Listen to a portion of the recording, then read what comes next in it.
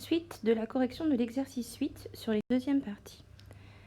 Alors, donc, on avait déjà calculé A et B. Il nous reste à calculer C, D, E, F, G, H. Tout d'abord, on va rappeler la règle. Alors, pour diviser deux nombres en écriture fractionnaire, on va multiplier par l'inverse de la fraction par laquelle on divise. C'est-à-dire que la première fraction, on n'y touche pas.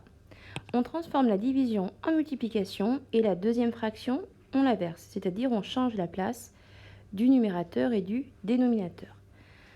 Alors, pour le C, 2 sur moins 7 divisé par 1 cinquième.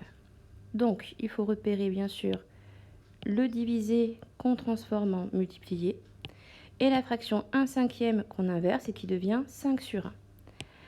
Du coup, 2 sur moins 7 divisé par 1 cinquième, c'est égal à 2 sur moins 7, on n'y touche pas. Le divisé devient multiplié et 1 cinquième devient 5 sur 1. Après, on applique la règle de la multiplication. Ici, on ne peut pas simplifier, puisque 2, 7, 5 et 1, on ne peut pas décomposer davantage pour simplifier. De ce fait, on fait 2 fois 5, ça donne 10. Sur moins 7 fois 1, ça donne moins 7. Du coup, on met le moins devant le trait de fraction et le 7 au dénominateur, ce qui nous donne moins 10 septièmes. Alors, on passe au D. Donc, le D, c'est moins 5 quarts divisé par 3. Alors, je vous rappelle que lorsqu'on a un nombre entier, comme 3, en fait, c'est une fraction de dénominateur 1. Donc, 3, c'est 3 sur 1. Donc, on transforme le divisé en multiplié. Et on va inverser 3 sur 1, 1 sur 3, 1 tiers.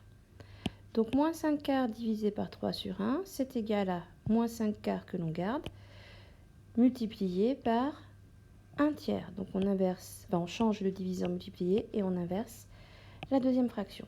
Moins 5 fois 1, moins 5, 4 fois 3, 12. Pour le E, 1 divisé par moins 1 quart. Il y a des parenthèses à cause du moins. On aurait pu le mettre là aussi, le moins, mais bon. Donc, on repère le divisé, qu'on va transformer en multiplié. On repère la deuxième fraction, celle par laquelle on divise, moins 1 quart, qui devient 4 sur moins 1, ou moins 4 sur 1, ce serait pareil. Et on fait le calcul. Donc, ça fait 1 fois 4, 4 sur moins 1. 4 divisé par moins 1, ça fait donc moins 4. Ensuite, un peu plus dur, 3 quarts sur 7.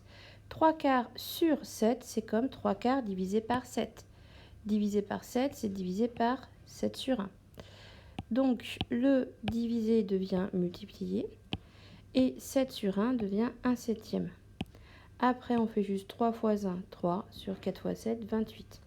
Une petite remarque, vous n'êtes pas obligé de transformer avec cette étape. C'est-à-dire que vous pouvez passer directement de 3 quarts divisé, sur 7 à 3 quarts fois 1 septième. Si vous n'écrivez pas cette étape, ce n'est pas gênant. Alors, le G, moins 4 sur 7 tiers.